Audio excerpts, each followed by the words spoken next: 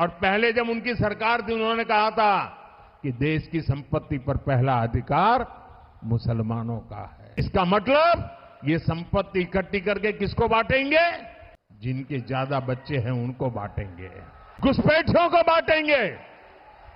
क्या आपकी मेहनत की कमाई का पैसा घुसपैठियों को दिया जाएगा?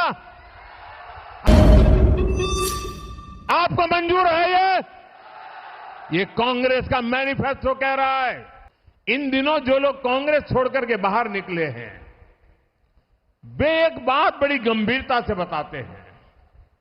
वो सारे लोग कह रहे हैं कि कांग्रेस अब कांग्रेस नहीं रही है। अब कांग्रेस अर्बन नक्सलों के कब्जे में चली गई है। कांग्रेस अब वामपंथियों के चंगुल में फंसी हुई है। तो हमारे एक मित्र ने उनको पूछा कि आप ये कैसे कहते हैं? तो उन्होंने कहा उनका मैनिफेस्टो देख लीजिए, इस बार का कांग्रेस का मैनिफेस्टो देख लीजिए। कांग्रेस ने अपने मैनिफेस्टो में जो कहा है वो चिंताजनक है, गंभीर है और ये माओवाद की सोच को धरती पर उतारने की उनकी कोशिश है।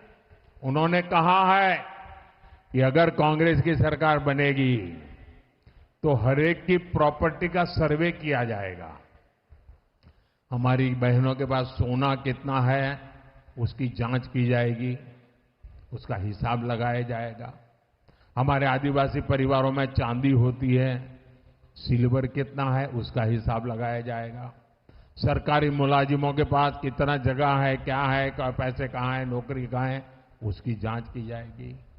इतना ही नहीं, आगे क्या कहा है, ये जो गोल्ड है बहनों का और जो संपत्ति है ये सबको समान रूप से वितरित कर दी जाएगी।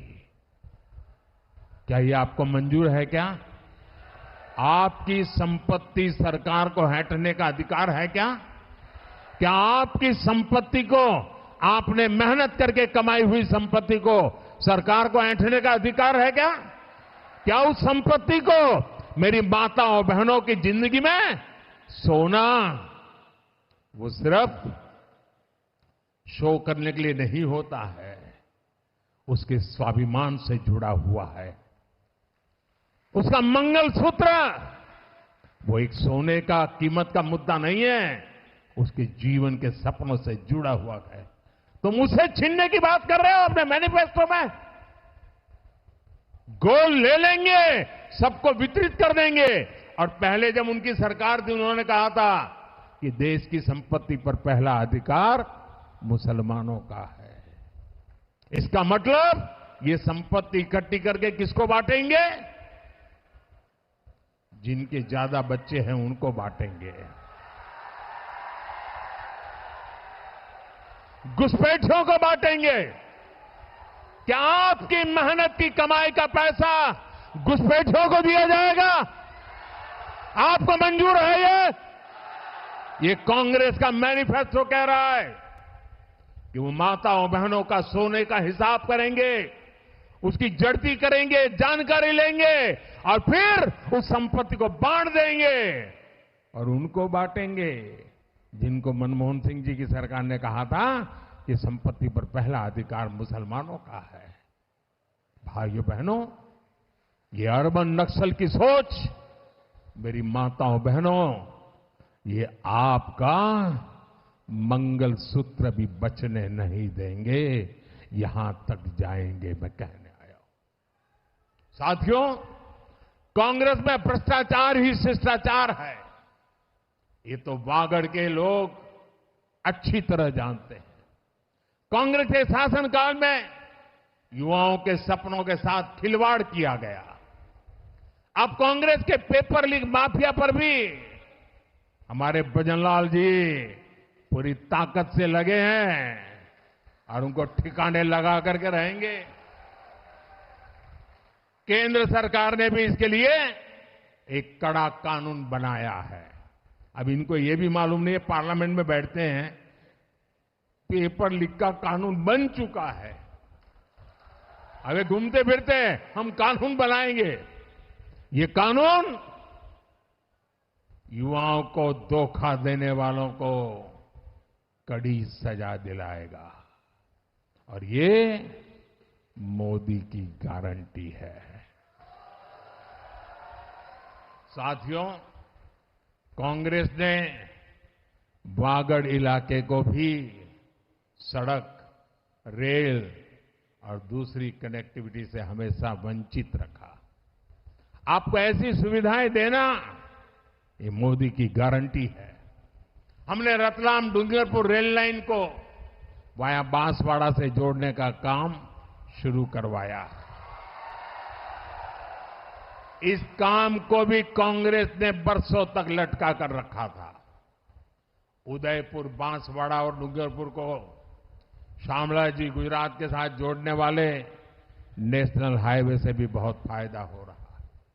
उदयपुर में कनेक्टिविटी सुधारने के बहुत सारे काम हो रहे हैं। इसमें हाईवे, रेलवे के कई प्रोजेक्ट शामिल है। बांसवाड़ा में पावर प्लांट भी बन रहा है। 4 जून के बाद ऐसे हर काम को तेजी से पूरा किया जाएगा। साथियों, बीते साल में बहुत कुछ हुआ है, लेकिन अभी हमें विकसित भारत बनाने के लिए बहुत कुछ करना है। मोदी का मिशन है 24/7 फॉर 2047। मैं आपको भी इस मिशन से जुड़ने के लिए आमंत्रित कर रहा हूं और इसके लिए 26 अप्रैल को भारी मतदान जरूरी है। बांसवाड़ा से हमारे साथी भाई महेंद्र मालवीय,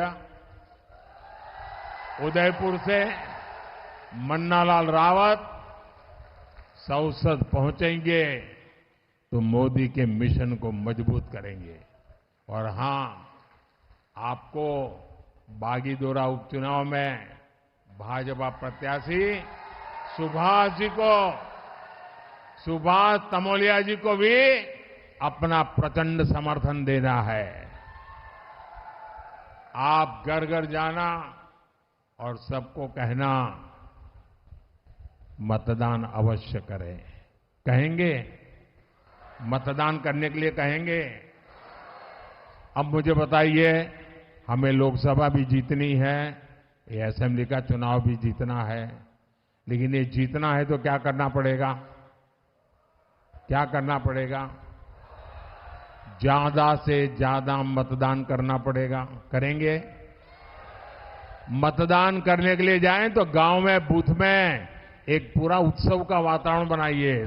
गाने गाते गाते सब माताएं बहनें वोट करने के लिए जाए, सामूहिक रूप से जाए। देखिए, एक माहौल बन जाएगा, लोकतंत्र का उत्सव बन जाएगा।